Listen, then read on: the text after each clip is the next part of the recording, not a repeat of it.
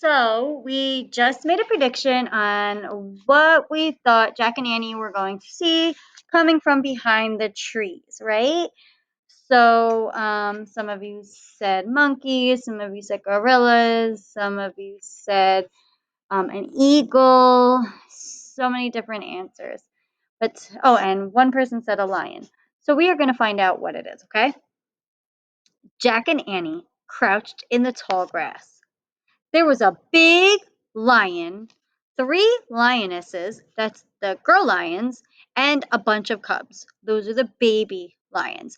So we're going to make a big dad lion with the mane, my crazy hair, like the mane. And we're going to make one cub lion, like Simba when he was a baby. I think they're sleeping, said Annie. Yeah, said Jack. But for how long? So they did, guys. They saw lions. That's what they saw. So whoever said a lion, I think it was Januel, you are correct. They saw the lion, the lionesses, and the cubs. He pulled the Africa book from his backpack and opened it. He found a picture of lions sleeping under a tree. See, they're right there, right next to the lion sleeping. He read in a whispery voice. He was whispering because he didn't want to wake them up. After a pride of lions has eaten, they rest for a few hours. The other, what did they have for lunch? Annie broke in. Don't ask, said Jack. He kept reading. Sensing that the lions are not hunting at the moment, the other animals graze nearby. If they can graze, then we're safe, said Annie. She started to stand. Wait! Jack pulled her down. Not so fast! He peered around her. The words in the book seemed true. The zebras and giraffes didn't seem to be bothered by the lions at all. They might be safe, but I'm not sure about us, said Jack. We need a plan. What if we wait till they leave? Said Annie. That could take hours, said Jack. Plus, they might be hungry again by then. Oh, right, said Annie. So here's the plan. Tiptoe, said Jack. Tiptoe? Yes. That's your whole plan, said Annie. Yes.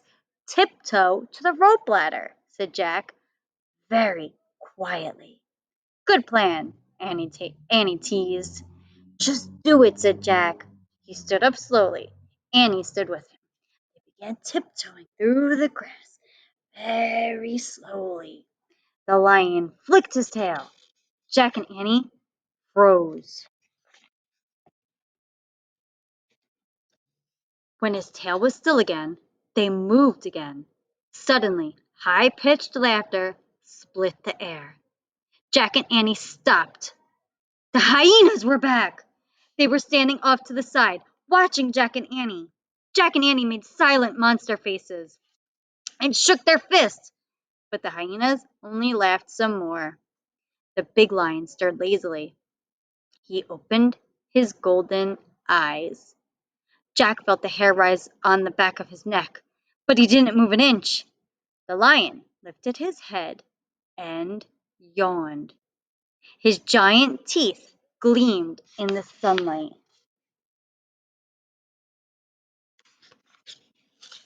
The lion turned his head as he looked around sleepily.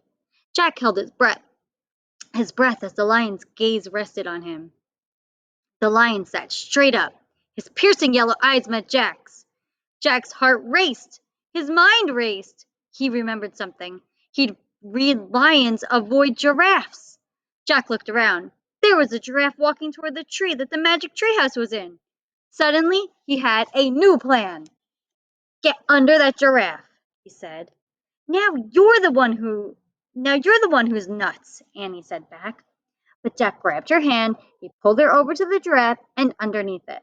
The giraffe's legs were so long, Jack and Annie could stand up under it. Jack's head barely brushed the giraffe's golden belly. The tall creature froze for a few seconds. Then she moved slowly toward the tree. Jack and Annie walked in the same rhythm as the giraffe. They got closer and closer to the treehouse, and closer to the pride of lions. The big lion had stood up. He watched them moving under the giraffe. When the rope ladder was just a few feet away, Jack and Annie dashed out from under the giraffe to the rope ladder. Annie scrambled up first. Jack followed right behind her. As they climbed, the lion growled and leaped at the ladder. The hyenas laughed. So the lion jumped out, trying to get them while they were going up the ladder, and the hyenas were laughing at them. Jack climbed faster than he'd ever climbed. He leaped after Annie into the treehouse. Close, the lion got to them. Annie had already unrolled the scroll. The riddle was gone. In its place was the shimmering word, honey. Jack grabbed the Pennsylvania book. He opened it and found the picture of the Frog Creek woods. I wish we could go there, he said. Just then, the giraffe stuck his head through the window. Bye, honey, said Annie, and she kissed the giraffe on the nose. The wind started to blow. The treehouse started to spin. It spun faster and faster. Then everything was still. Absolutely still. Now we're on chapter 10, after lunch. Jack opened his eyes. His heart was still racing. Hyena laughter still rang in his ears. We made it, said Annie. Yes, said Jack, but it was very close. Jack took another moment to calm down. Then he pulled the Africa book out of his backpack and put it with the other books. Annie put the scroll with the other two scrolls. The giraffe was the true honey on that trip, she said, sweet and golden, with danger all around it. Yup, Jack said, and now we have just one riddle to go. Yup, said Annie. Ready? Ready. Jack started down the ladder. Jack followed. When they hit the ground, they walked through the sunlit woods. It's time for lunch, said Jack. I'm full from our picnic, said Annie. Same here, said Jack. What do we tell Mom? Said Annie. We say we ate our sandwiches coming back from the store, said Jack. What if she asks why? Said Annie. Oh, just say we had a picnic with a Maasai warrior in Africa, said Jack.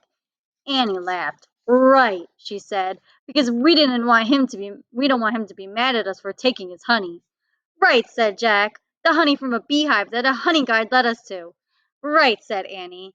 And that happened after an elephant gave me a shower and we scared off two hyenas.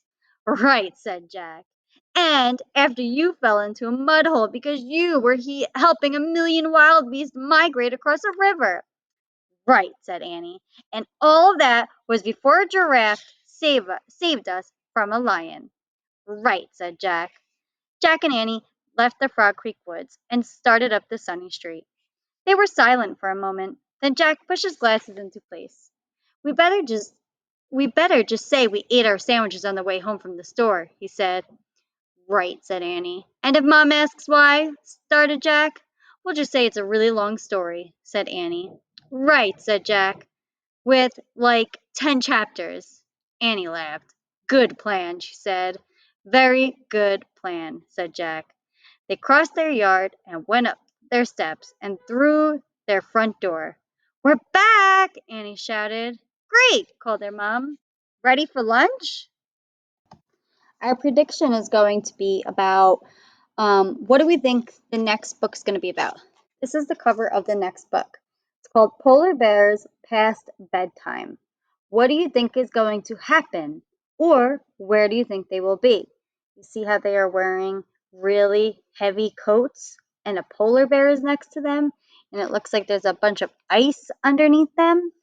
Where do you think Jack and Annie are going to be in the next book?